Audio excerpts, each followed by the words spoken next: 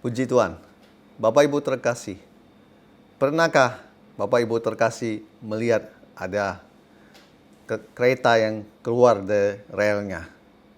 Mungkin kereta itu terlihat bebas. Dia tidak ada di atas rel, di rel, dan dia memang kelihatan bebas. Tetapi sesungguhnya saya mau bilang, kereta yang keluar dari relnya itu ada kereta yang sebenarnya tidak bisa kemana-mana. Nah, ada orang-orang di dalam perjalanan dia bersama dengan Tuhan, dengan Roh Kudus, dia itu keluar dari relnya Tuhan. Mungkin sampai hari ini dia merasa dia baik-baik saja. Dia merasa dirinya hebat. Dia merasa kalau memang benar dia keluar dari relnya Tuhan, itu tidak ada masalah.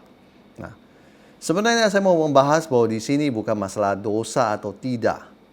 Nah, ini lebih kepada masalah relationship dia dengan Tuhan. Nah, ini sebenarnya adalah masalah yang serius.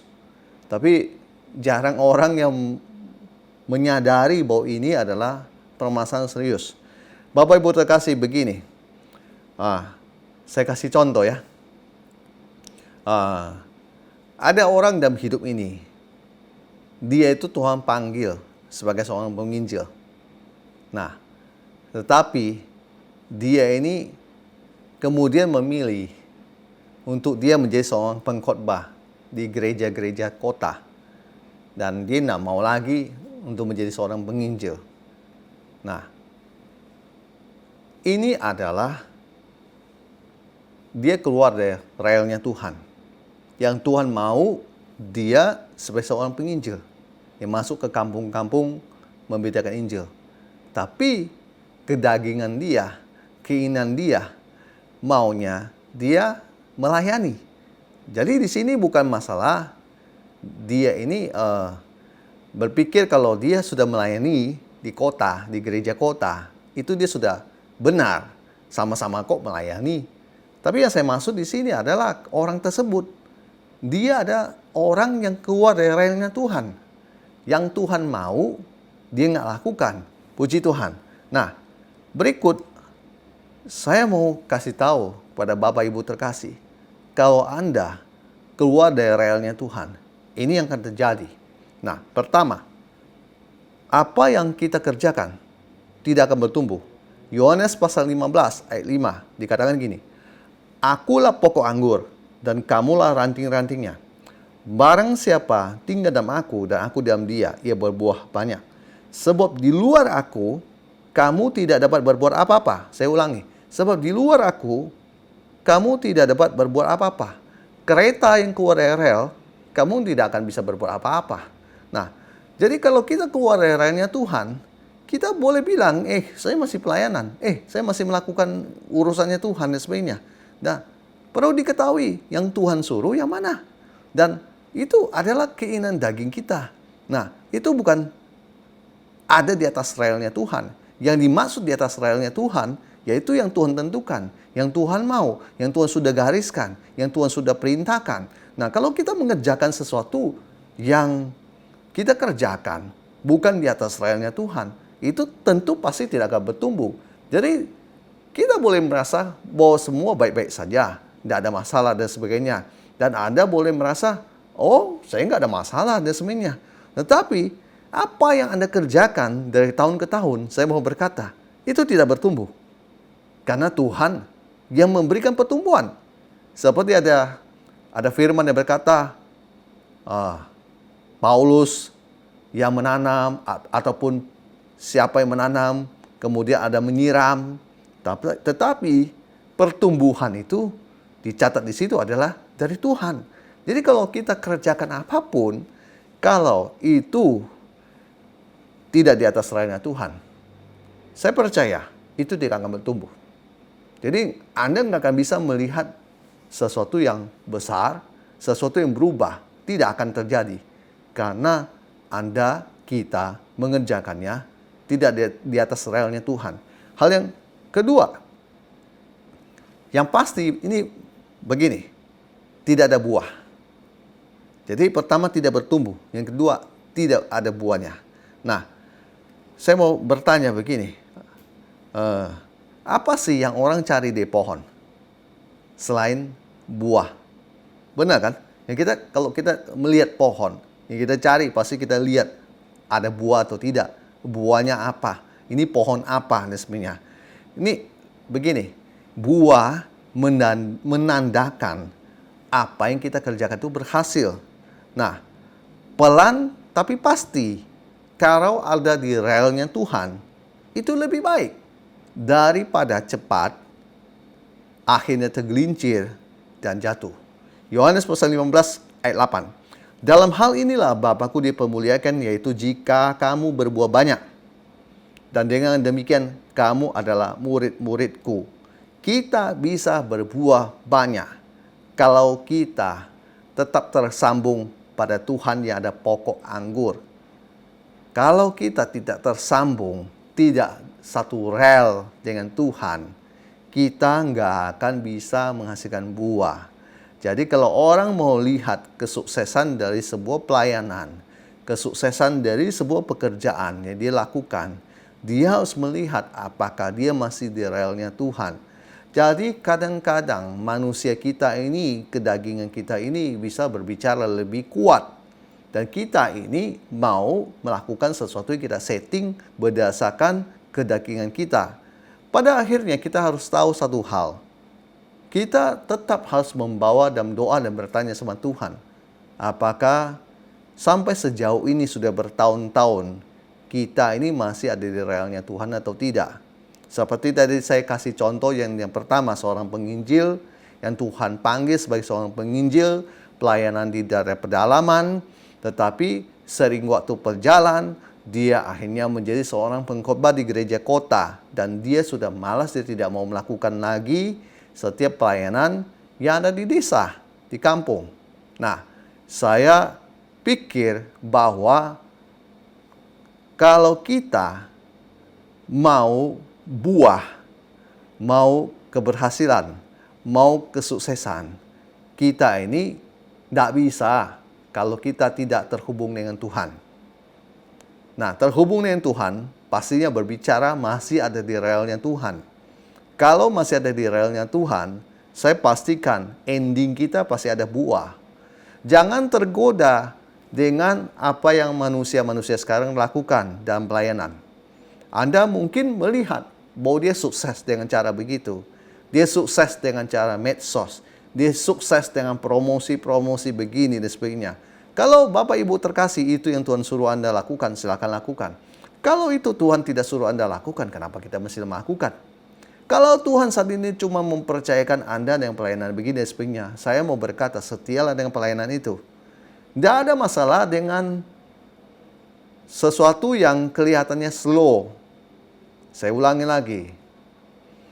Slow itu belum tentu Anda itu gagal. Tapi saya melihatnya, kalau itu masuk di jalurnya Tuhan, bersyukurlah kita. Makanya dalam sekian tahun pelayanan, kita harus melakukan introspeksi. Kita harus bertanya sama Roh Kudus, apakah yang Anda kerjakan sampai detik ini, saat ini, masih dalam relnya Tuhan. Kalau tidak dalam relnya Tuhan, minta pada Roh Kudus untuk tunjukkan kepada Anda, kepada kita, apa yang kita harus perbuat. Kalau memang kita harus merubahnya, kenapa kita takut? Sering kali saya menemukan orang banyak takut, karena dia sudah sekian lama dalam kedagingan. Kalau dia meninggalkan kedagingannya, dia merasa keberatan. Saya mau bertanya, kenapa mesti keberatan? Karena dari awal Anda sudah salah. Kalau Anda sudah salah, kenapa Anda nggak berani untuk merubahnya? Karena firman Tuhan berkata, kalau Anda benar-benar sadar bahwa itu dosa, Anda berbalik dari dosa itu, Tuhan mengampuni dosamu. Tuhan mengampuni ya. Jadi, kalau selama ini yang Anda buat itu sudah salah, Anda punya kesempatan untuk memperbaikinya. Jangan tunda. Lebih baik Anda perbaiki sekarang. Lebih baik Anda merubahnya sekarang. Bapak Ibu tahu bahwa terhubung dengan Tuhan, satu rel dengan Tuhan, itu luar biasa.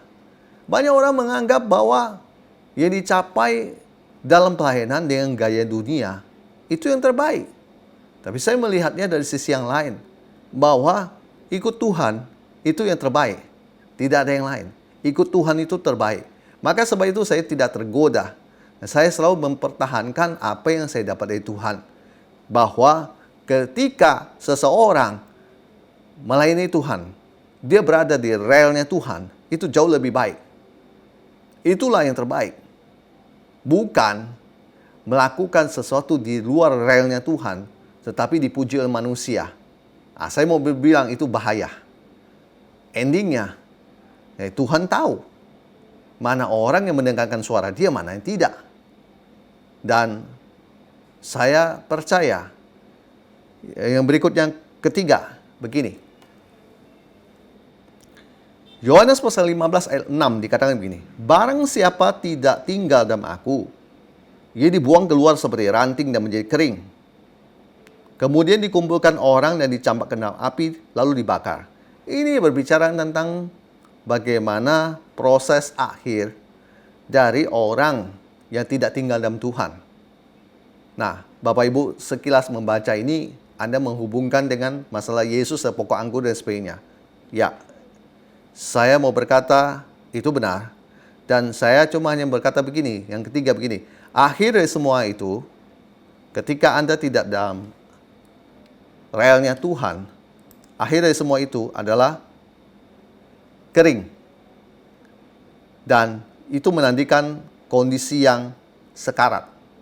Nah, banyak orang tidak tahu ketika dia keluar dari relnya Tuhan, pertama dia berpikir dia baik-baik saja. Ya, jadi dia berpikir baik-baik saja. Semua fine, semua nggak ada masalah. Sampai pada Alkitab menulis bahwa orang yang tidak terhubung dengan Tuhan, pada akhirnya dia adalah kering. Lalu dikumpulkan orang, dicampakkan dalam api, lalu dibakar. Nah, kalau misalnya itu ada kondisi orang yang meninggalkan relnya Tuhan, kondisi terakhir dia ada kereta yang dia tidak bisa berjalan kemana-mana, dia tetap stay di tempat. Orang lain sudah meninggalkan dia. Yang lain yang dulu dia pikir dia sudah tinggalkan karena dia cepat melangkah. Orang-orang tersebut sudah menyusul dia. Tapi saya mau bilang, dia masih tetap di tempat. Dan akhirnya semua itu adalah kondisi yang sekarat, mati. Semua pelayanannya mati. Saya mau berkata, ini mengerikan. Kalau orang-orang yang saya lihat tidak dalam relnya Tuhan. Oleh sebab itu kita harus selalu terhubung dengan Tuhan. Kita selalu bertanya sama Tuhan. Dalam evaluasi selama setahun, 2 tahun, apa yang kita lakukan ini, apakah masih dalam relnya Tuhan? Kalau kita mendapati semuanya masih dalam rel Tuhan, kita bersyukur. Kita kembali menjalani semua dengan sukacita dan semangat. Kita tahu bahwa kita ini tidak dalam relnya Tuhan itu bahaya. Kelihatannya jalan, tetapi sebenarnya berjalan di tempat dan tidak kemana-mana. Saya mau bilang tidak sedang kemana-mana. Ya di situ aja. Oleh sebab itu, kita perlu menyadari bahwa akhirnya semua itu ada kering. Alkitab mencatat bahwa itu akan dikumpulkan orang dan dicampakkan ke dalam api lalu dibakar. Artinya sudah tidak berguna. Bukan masalah bercerita tentang neraka. Saya lebih melihat itu hal yang tidak berguna. Dicampakkan dalam api lalu dibakar. Nah, kita tentu nggak mau menjadi hal seperti begitu. Saya percaya bahwa kalau orang berjalan di atas relnya Tuhan itu indah. Dan Tuhan mau rancangan indah itu yang dia berikan buat kita, itu tetap kita masih jalani sampai sekarang. Banyak orang lebih tergiur dengan apa yang dunia tawarkan. Saya mau berkata itu tidak penting. Jalankan pelayanan Anda, jalankan hidup Anda, jalankan semua yang Tuhan percayakan kepada Anda dengan masih berjalan di atas relnya Tuhan. Kita tahu pada akhirnya kita akan menerima kemuliaan dari Tuhan. Karena saya percaya itu yang Tuhan mau karuniakan buat kita. Puji Tuhan. Saya berdoa buat Bapak Ibu terkasih, supaya Bapak Ibu terkasih tetap setia dengan apa yang Tuhan mau Anda kerjakan dalam hidup ini. Entah itu pekerjaan, pelayanan, itu entah berbicara hal-hal yang lainnya. Tetap setia kalau apa yang Tuhan mau Anda kerjakan itu, mari kerjakan dengan setia. Jangan memandang orang lain. Ya, Anda berpikir dia mungkin lebih baik, lebih sukses dan sebagainya. Padahal itu bukan realnya Anda. Itu bukan real yang Tuhan kasih buat Anda. Tetap dalam kondisi menggunakan dan tetap berada di atas realnya Tuhan. Karena Anda tahu, di luar dari Tuhan Anda nggak bisa berbuat apa-apa. Di luar dari Tuhan kita tidak bisa berbuat apa-apa. Nah, kita mau tetap setia dalam apa yang Tuhan sudah berikan buat kita kerjakan. Tuhan Yesus kiranya memberkati Bapak Ibu sekalian. Haleluya. Puji Tuhan. Amin.